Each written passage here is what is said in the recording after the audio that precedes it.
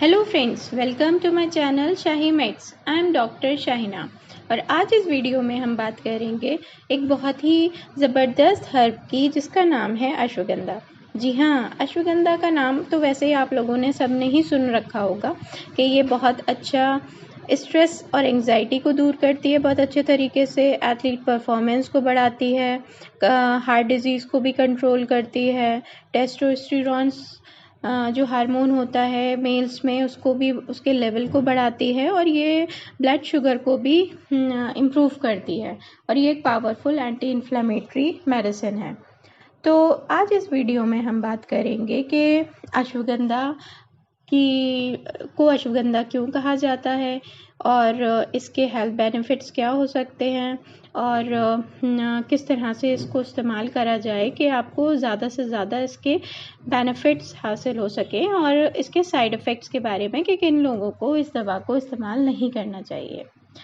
तो बात करते हैं वजह तस्मिया की। तो यूनानी ज़बान में इसको अज़गंध भी बोलते हैं, जो कि साइंटिफिकली अगर देखा जाए तो इसका साइंटिफिक नेम विथेनिया सोमनीफेरा है, which is commonly known as the Indian winter cherry और इंडियन जिनसेंग। ये अश्वगंधा, अश्व को देखा जाए तो अश्व हिंदी में घोड़े को कहते हैं और गंधा जो है स्मेल को कहा जाता है। तो इस जड़ी बूटी में से घोड़े की सी स्मेल आती है, इसलिए इसका नाम अश्वगंधा पड़ गया है। तो हाँ, बात करते हैं इसके मिजाज की। तो ये एक गर्म खुश तीसरे दर्जे की दवा है। और बात करते हैं इसके हेल्थ बेनिफिट्स की। तो इसकी पत्तियों को एज अ एनाल्जेसिक और एंटीऑक्सीडेंट प्रॉपर्टीज़ इसमें होती हैं, जो कि बहुत सारे सिम्टम्स को रिड्यूस करने में हेल्प करती है, जैसे कि कॉमन कोल्ड, कफ, लाइट फीवर के सिम्टम्स को ये दूर करने में हेल्प करती है। और अब बात करते हैं इसके रूट्स की। तो इसकी रूट्स में भी बहुत अच्छी क्वालिटीज़ होती हैं, जैसे कि ये एक एंटी डिप्रेसेंट का काम करती है, एंटी डायबिटिक भी है ये। और ज़्यादातर इसके जो हेल्थ बेनिफिट साइंटिफिकली प्रूवन है वो इसके रूट्स में ही हैं। और ये चूरन के फॉर्म में भी अवेलेबल होती है, टैबलेट्स के फॉर्म में अवेलेबल होती है, सिरप्स भी आते हैं इसके। और यूनानी में इसको हब से भी ये मिलती है। तो डिफरेंट चीज़ों में इसका अलग अलग तरह से इस्तेमाल किया जाता है, तो इसके बेनिफिट ज़बरदस्त आते हैं। आयुर्वेदा में ये भी कहा जाता है कि अगर आपको कोई बीमारी है और आप सही तरीके से अश्वगंधा का इस्तेमाल करते हैं तो आपको उस बीमारी से निजात पा सकते हैं। तो ये ऑल इन ऑल कहा जाए तो अश्वगंधा स्ट्रेस जैसी कुछ psychological problems, energy, physical issues और कुछ सेक्सुअल इश्यूज़ को भी दूर करने के लिए बहुत ही ज़बरदस्त हर्ब है। ये एक बहुत ही अच्छा स्ट्रेस रिलीवर का भी काम करती है। स्ट्रेस है जिन लोगों को, एंग्जाइटी है, तो उनमें भी ये बहुत अच्छा रोल प्ले करती है। ये एंटी डिप्रेसेंट भी है और जिन लोगों में डिप्रेशन, एंग्जाइटी रहती है तो वो लोग इसका इस्तेमाल करेंगे तो बेहतरीन रिजल्ट्स देखने को मिलेंगे। अश्वगंधा आपकी बॉडी में जो भी हार्मोन रिलीज़ हो रहे हैं उसमें ईज़ प्रोवाइड करती है, मतलब उसको रिलैक्स करती है। और जब वो रिलैक्स होते हैं तो आपका ब्रेन पीसफुली काम होना स्टार्ट हो जाता है, आपको नींद आना स्टार्ट हो जाती है। यानी कि ये बहुत ही बेहतरीन इंसोम्निया जिन लोगों को रहता है, जिन लोगों में नींद की कमी रहती है, उनमें भी बहुत ज़बरदस्त काम करती है। अश्वगंधा ऐसे लोगों के लिए भी बहुत ही ज़्यादा फ़ायदेमंद होती है जो कि मेंटल प्रॉब्लम्स में रहते हैं, जो डिप्रेशन का शिकार रहते हैं, एंग्जाइटी में रहते हैं, वो हमेशा स्ट्रेस में रहते हैं। तो ऐसे लोगों के लिए अश्वगंधा बेहतरीन ज़बरदस्त जड़ी बूटी है। जिन लोगों की मसल्स में, मांसपेशियों में ताकत नहीं रहती है, उन लोगों के लिए भी अश्वगंधा बहुत ही फ़ायदेमंद है।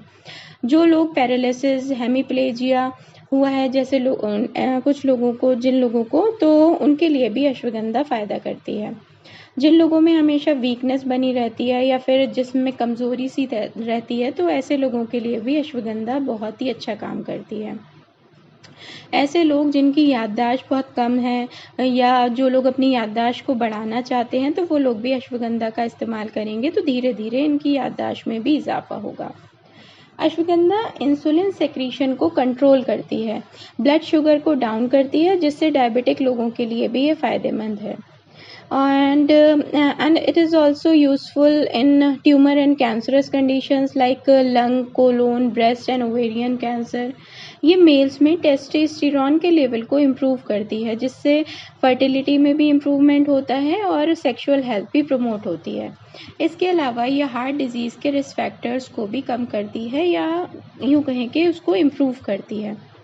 And it also help in reducing excessive fat, यानी कि ये जो एक्सेसिव फैट बॉडी में आ गया है जिन लोगों के, तो वो लोग भी अगर इसका सही तरीके से इस्तेमाल करेंगे तो उनको भी अच्छे रिजल्ट्स देखने को मिलेंगे। All in all, it can be used as a memory booster, it can be used in insomnia, stress reliever and pain reliever. All in all कहा जाए तो ये मेल और फीमेल दोनों के लिए ही उनकी ओवरऑल हेल्थ को इम्प्रूव करती है।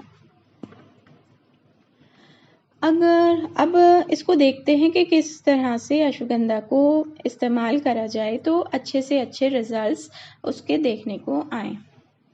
एक्सटर्नली अगर बात की जाए तो अश्वगंधा को जैसे जिन लोगों में मसल्स पेन रहता है, जॉइंट पेन रहता है, स्वेलिंग रहती है, तो वो लोग अगर एक्सटर्नली अश्वगंधा का लेप लगाएंगे तो उनको फ़ायदा होगा। और वैसे तो अश्वगंधा बहुत सारी फॉर्म्स में मिलता है, जैसे पाउडर में, टैबलेट, कैप्सूल, हब, सिरप, लेकिन बेटर यही है कि अगर इसका पाउडर फॉर्म में इस्तेमाल करेंगे तो ज़्यादा अच्छा उसका रिजल्ट्स देखने को आया है। जिन लोगों को एंग्जाइटी, डिप्रेशन, मूड स्विंग्स रहता है, या फिर अपर रेस्पिरेटरी इन्फेक्शंस है, रिप्रोडक्टिव सिस्टम को इम्प्रूव करना चाहते हैं, तो वो लोग अश्वगंधा को 1 चम्मच लेकर दिन में 2 बार खाली पेट गुनगुने दूध के साथ ले सकते हैं या पानी के साथ ले सकते हैं। अगर थोड़ा सा टेस्ट की प्रॉब्लम हो तो आप उसमें हनी भी ऐड कर सकते हैं। जो लोग अपनी बॉडी को थोड़ा सा रिजुविनेट करना चाहते हैं, उसमें नरिशमेंट देना चाहते हैं, तो वो 1 चम्मच अश्वगंधा के पाउडर को घी और हनी के साथ इस्तेमाल कर सकते हैं। और इसकी वैसे तो चाय भी आप बना के ले सकते हैं, इसके चाय की फॉर्म में भी लिया जा सकता है, या फिर अश्वगंधा के लड्डू भी बना के इसका इस्तेमाल किया जा सकता है। जिन लेडीज़ को एक्सेसिव ब्लीडिंग होती है पीरियड्स के दौरान, उनके लिए एक नुस्खा यह है कि अजगन नागौरी को 3 माशा और राल सफ़ेद को 2 माशा, मिश्री को 6 माशा लेकर इसका अच्छे से पाउडर बना लें और सुबह शाम पानी के साथ 1 चम्मच इसका इस्तेमाल करेंगे तो लेडीज़ की ये प्रॉब्लम आसानी से दूर हो सकती है। जिन लोगों को बाई का दर्द रहता है, री का दर्द रहता है, तो उनके लिए भी ये पाउडर की फॉर्म में मिश्री के साथ मिलाकर इस्तेमाल करेंगे तो यकीनन फ़ायदा होगा। इसको वैसे तो इस्तेमाल करने का बेस्ट सीज़न जो है वो विंटर है, क्योंकि इसका मिजाज जो है वो गर्म खुश्क है। वैसे तो अगर कम मिकदार में अगर गर्मियों में भी इस्तेमाल करेंगे तो कोई प्रॉब्लम की बात नहीं है।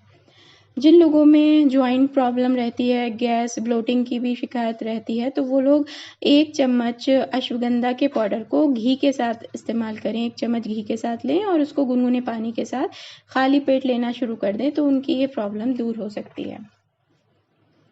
जिन लोगों की बॉडी में बहुत ज़्यादा ड्राइनेस रहती है, तो वो लोग 1 चम्मच अश्वगंधा के पाउडर को गर्म पानी या गर्म दूध के साथ लेंगे, उसमें थोड़ा सा हनी भी ऐड कर सकते हैं, तो इस चीज़ को वो दिन में 2 बार लें तो उनका ये प्रॉब्लम, जो ड्राइनेस की प्रॉब्लम है, वो दूर होगी।